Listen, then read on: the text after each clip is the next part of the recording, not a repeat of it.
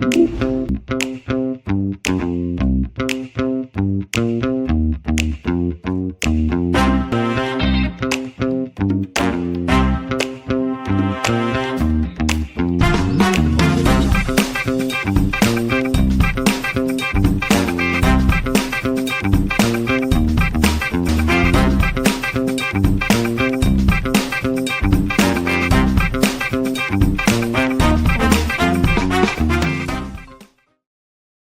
Brian. Welcome to DEALITT podcast, where we like to invite head of companies, CEOs, and scientists and professional people like you. Brian, I'm really happy to meet you. So, how are you doing today? I'm good. I'm good, thank you. I'm good. I'm good. That's really good. Happy to see you here. Brian, I would like to make a short introduction. I can't give a long introduction because you are a really good guy. Brian, you are director of Cambridge Center of Smart Infrastructure and Construction at Cambridge University. You are also involving in teaching. So you are associate professor at Cambridge University, and you are also visiting fellow at Oxford University. At Oxford University. Yeah, hopefully I'm not wrong. So how do you feel about this great achievement until now? We are waiting more from you, of course. This is not all what we are waiting. We are waiting more. Yeah. Yeah, good. Thank you. Yeah, good. I think I've always been mindful that I get a lot of help. I get a lot of help from my fantastic students and colleagues, but also at home with my family. So it's I get a lot of help. That's great. That's great. Thank you, Brian. Brian, I would like to a bit dive with you in the questions, but I asked some of the question to many people I meet them, not just in my podcast, but also outside. It's about time management. I think time management is really important. So if I can ask this question, how do you manage your time? How do you structure your time, including your free time? I think time is really important. Yeah. Yeah, I'm probably unusually regimented with my time in my diary. I place a huge amount of emphasis on recording and monitoring how I spend my time and tracking my productivity. And it's probably even more so since I had two children. I realized that actually my time is quite expensive because time away from them needs to be put to good use. And so I like to get out of the blocks early. So I start around 4:30 a.m. And usually that's my most productive part of the day. So I will do a lot of deep thinking. I'll do writing of research grants. I'll do writing of papers during those times. And then 6 a.m. is morning family time.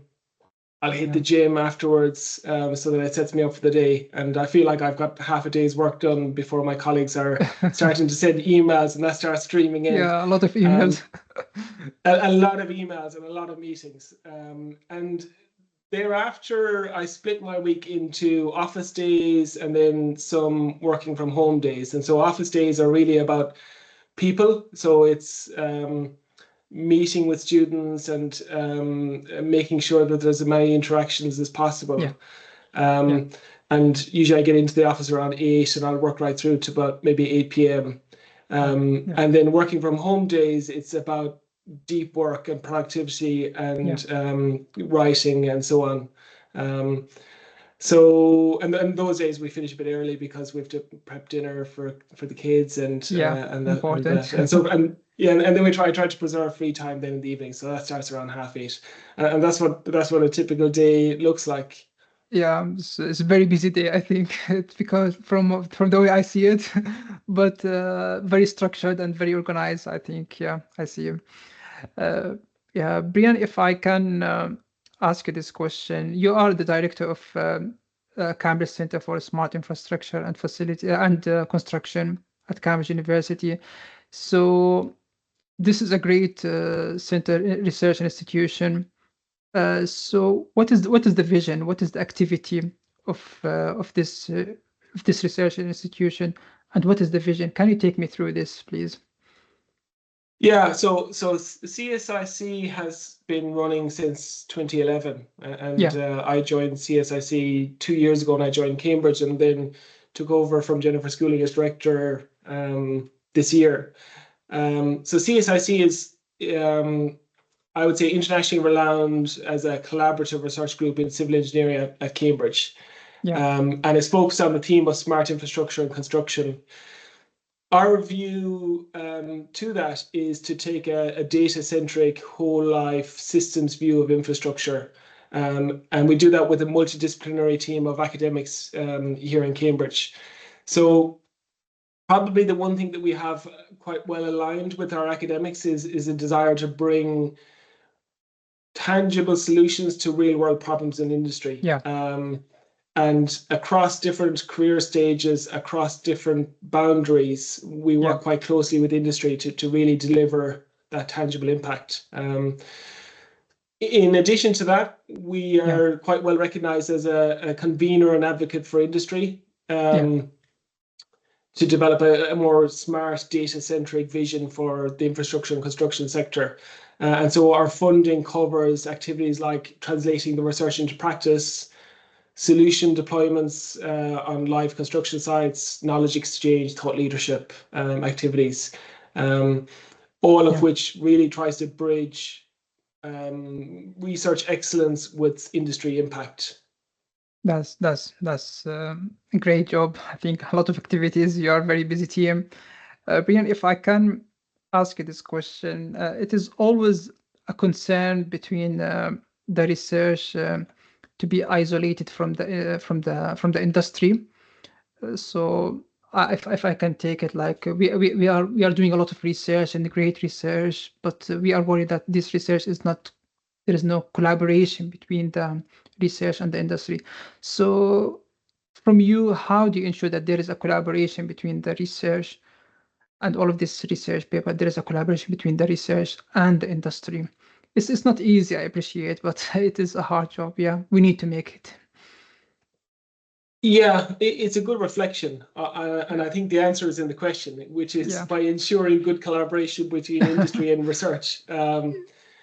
I think a common criticism I hear from our industry colleagues is that we get lots of support letters for our research, but thereafter there isn't much engagement. So there's not much opportunity for industry to influence and provide feedback into the research.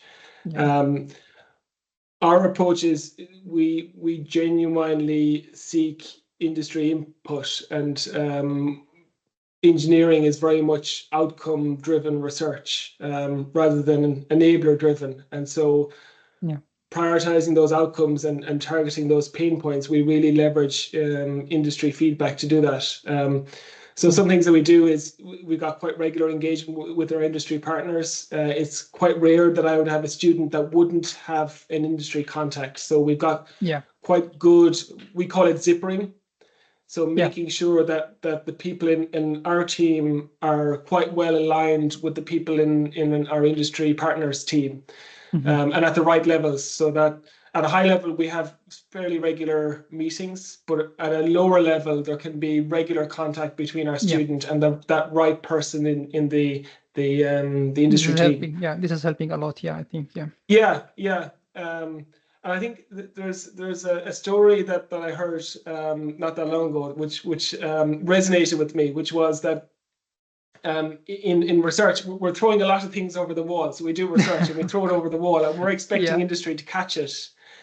And actually, there's nobody the other side of the wall, because actually the other side of the wall there's a lot of things going on, and there's a lot of busy people as well. So I think one thing that we've tried to do is take research higher up the technology readiness level, so that we meet industry halfway, so that it can be adopted. And so I think certainly there's a little bit of work on both sides. I think industry need to reach lower down to pull the research up into the company, but I think academia also needs to push research higher up the technology readiness level to de-risk.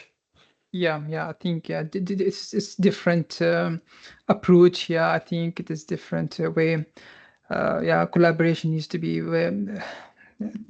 there. Anyway, if I can't ask Brian a lot of things, I need to ask it. You are busy guys, so a lot of projects. So the research center for Capital Center that involving different projects, of course. So one of the project is related to digital twin. So And digital twin could be in a different aspect. It could be in a digital twin in underground space, digital twin in highway maintenance, in tunneling, of course. So if I can take this introduction as a question, what is your vision for the digital twin? If I can ask it in a different way, what we still need to improve in your opinion for digital twin in a way that we can uh, advance, improve the engineering industry? Of course, there are a lot of things, but we can highlight some point. Yeah, thank you. Yeah, so I'll take both of those in turn. So you're right to identify that there's a real kind of hub of activity on digital twins in Cambridge. And then I would say more generally, there's building excitement and interest in the academic community, but also in the industry on digital twins and the potential that they have. Yeah. Our vision is digital twins will transform the way we interact with the physical world. Yeah. And the way we'll do that will be around creating precise, real-time digital replicas of the physical twin, recognizing that the digital twin is only one half of the twin system. And this could be objects, systems, or environments in the physical world. So the twin system really is about that seamless linking between the two, the digital twin and the physical twin, to enable services like predictive maintenance, optimized operations, and innovative simulations. And that's what we really want to leverage digital twins to do. And then as they evolve, in the longer term, our ambition is that digital twins will become increasingly intelligent and capable of their own autonomous decision making. The area that we work in is in underground space, and in construction, digital twins are becoming more advanced. There's a lot of progress. When you look at the underground space, we're much less advanced. So we have a lot of work to do to catch up just to what's happening in above ground construction. And one of the challenges that you asked about is there's a lot of confusion around actually what a digital twin is. And our approach actually has been to bring some clarity to the definition on what is a digital twin as over and above. Yeah, exactly. Over and above a digital model versus a digital shadow and so on. What are the features of that digital twin? And then looking at that definition and those features, actually what is useful for different applications in the underground space.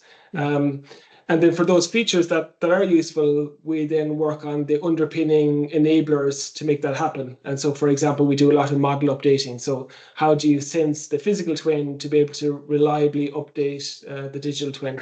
But it's a really exciting space and time to be working in that area.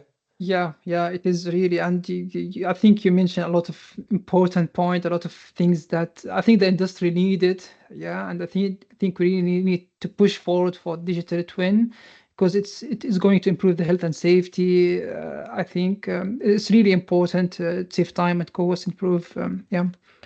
Digital twin is a need in the industry, but. Going for another topic that the Cambridge Center is working on, which is the machine learning in tunneling. Machine learning in tunneling help improving different aspect, different application. Of course, I can't mention all of them, but let me give you some application. You know more than me, of course, Brian. For example, it help improving, for example, TBM performance prediction, tunnel-induced settlement prediction, geological forecasting, cutter hedge design optimization. With all of these, what are the challenges of machine learning for the tunnel operation process that can help consider all of these aspects from your experience? One of the positives and probably one of the challenges together is actually the real explosion in popularity of machine learning in geotechnical engineering or for the underground space. I've got a few editorial positions in academic journals, and I'm flooded by papers on machine learning. And one challenge in like an overarching challenge is that a lot of our research, because of the popularity in machine learning, is that it's enabler driven or solution driven, in the sense that people are quite keen to use machine learning and will apply it to problems with and maybe not fully thinking about whether that's the right tool for that problem.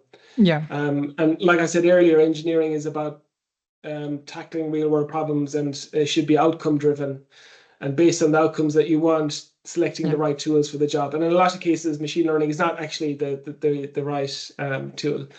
So I think that's an overarching challenge. I think in geotechnical engineering, we also have quite a few challenges which are unique to us that would be different to other spaces. We've got challenges with getting data. We've got small data sets, they're noisy, they're sparse, they're often missing. Data quality, regarding data quality, yes. We have issues around black boxing, so there's a lot of upskilling that needs to happen to be able to understand and interpret and explain some of the models that we use in our decision-making processes.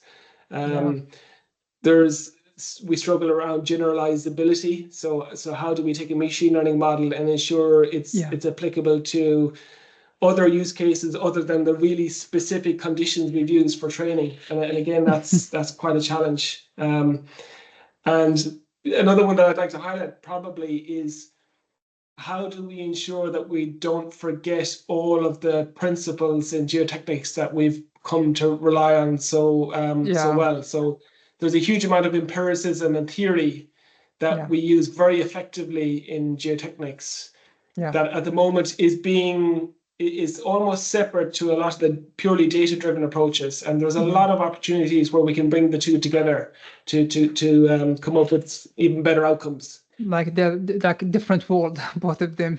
So how to bring both of them together?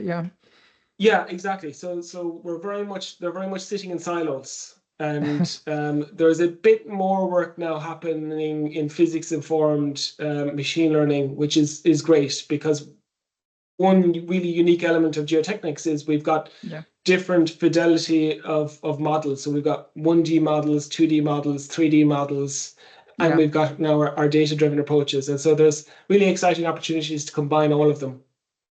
It's really interesting. It's really interesting. A big topic. I think if I can take it from machine learning to speak a little bit about sustainability and resilience, which is also important, and it's related to the topic that we discussed. How do you think real-time monitoring of infrastructure and construction could help reduce the carbon and also improve the resilience of the infrastructure with all the consideration that we discuss? So probably at a simple level, I would say that it's quite difficult to improve if we don't measure something. And so by continuously tracking and measuring and monitoring health of our structures, for example, bridges, dams, buildings, it allows us to detect things like build-up of stresses or crack development or ground movements. And that allows us to intervene in a timely manner. And so there's many cases where actually, if you can intervene at the right time and perform preventative maintenance, then that can save a huge amount of time and effort than tackling that later down the line. And so this proactive approach really has the potential to reduce the costs and I would say probably carbon heavy intervention measures. But we also have the ability using real-time monitoring for anomaly detection. So we can detect things that are occurring before they happen. So it's really an underpinning element to a lot of the stuff that we do on top, like data analytics. It's a lot of things can help can involve in. Of course, it is just an overview, gives an overview, but of course there are a lot of deep research about it. I understand that, I appreciate that. Brian, the Cabri Center working on different research projects that related to geotechnical engineering, underground space, tunneling, and we discussed the machine learning and the digital twin. From your experience, what research need to be highlighted in geotechnical engineering? Yeah, I appreciate we have to consider all the research, but what research need to be highlighted in geotechnical engineering? So in the underground space, some of the application areas we focus on are tunneling, both large diameter traditional tunneling and micro tunneling. We've been involved in deep basements and excavations, deep shafts, foundation systems, and even ground modeling. And the priority outcomes that we focus on include optimizing sustainability, improving the productivity of our processes, both geotechnical, both construction and design, but also ensuring safety, and that's delivery of new infrastructure, but also the management of existing aging infrastructure, which is becoming more of a challenge in the UK. And then I would say our approach to achieving those outcomes probably can be summarized by data-centric engineering. And when I say data-centric, that would encompass data acquisition. So this builds on a very long history of sensor development, deployment, and field monitoring at CSIC, which then can be combined with data analytics, such as the machine learning and digital twinning that you mentioned. And all of this is to really derive those actionable information from the data that industry can use. So I would say over the years, there's been a lot of progress in data acquisition, and we've deployed now many sensors, and getting data is not as challenging as it once was. We can now get data quite reliably. The bit that we're not still quite that good at, in my opinion, is getting information from the data. You mean interpreting the data? Is that what you mean? Exactly. Interpreting that. And so we're very excited to be working on the digital technology space to really sweat that data as much as possible so that we can get reliable, useful information. But yeah, and a key to all of that is just working closely with the industry, and listening to their pain points on site. Yeah, I think you mentioned a lot of different important points, how to interpreting the data, and all linking together, like machine learning, digital twin, data interpretation. It's really important point that you mentioned. I would like to switch a little bit to success of your Cambridge Center. So if I can ask this question, each institution have and company had a secret of their success. So how do you deal it in Cambridge Center for smart infrastructure and construction? What are the secrets of success? How do you do it to make sure that you are really doing good research? I think we should learn a little bit.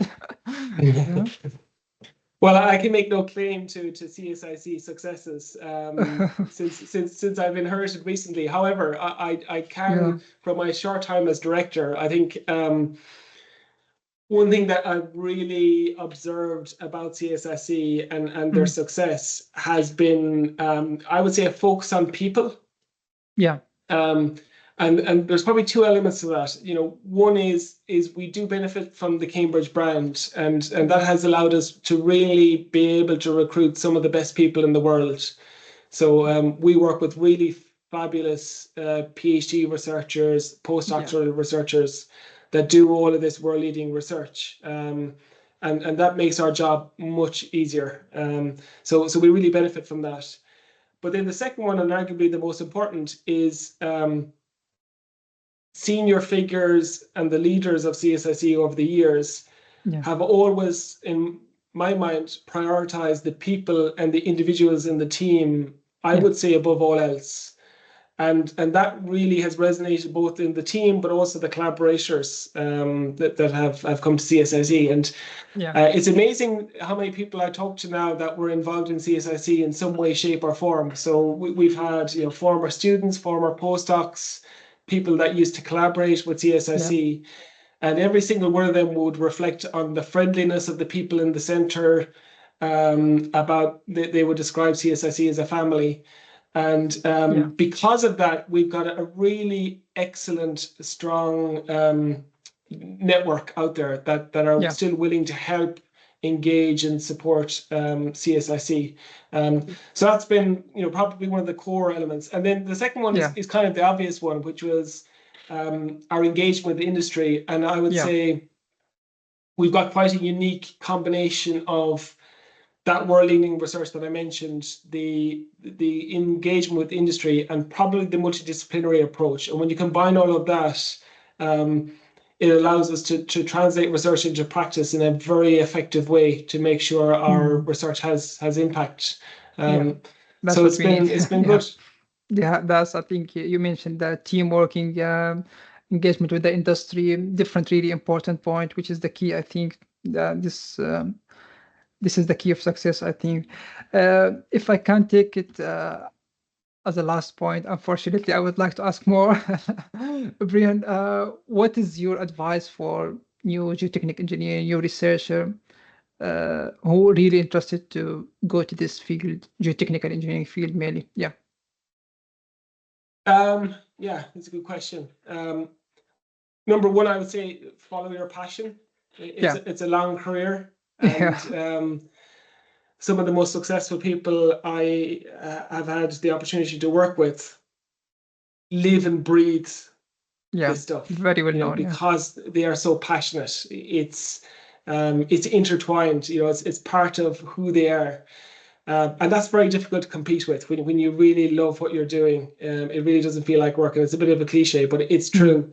And so I think trying to identify and then follow your passion is a really core part of that. Then thinking a bit more about geotechnics and where geotechnics is going. I've always been really a fan of embracing new technologies, but not losing sight of the fundamentals. And the reason I say embracing new technologies is, we have to recognize we've got a bit of a skills gap. We're struggling to recruit new young engineers and operators and so on into our industry. And so we need to be showing that we're embracing new technologies and that we're moving ahead, and that it's not a stagnant industry. So we need to modernize the industry, but in a way, like I said earlier, doesn't lose track of all of that work that we've done on our principles and our empiricism and our theoretical approaches. And then the last point, I've already made this, which is again the industry engagement. It's just crucial. Is talking to industry, finding out what are the real problems, and then using those pain points to guide research and practice. Always has much better outcomes than having the technological push. That's really great advice, and a great. It's really great to speak with you, Brian, today. I'm really happy about your time and your contribution, and I'm really keen to have another session with you, hopefully. Thank you for your time, Brian, and thank you everyone who watching us for this video, and it was really great to meet you. And thank for all the researchers who are working in Cambridge Center. They're producing a lot of good job, and hopefully I can meet more people with them. Thank you, Brian. And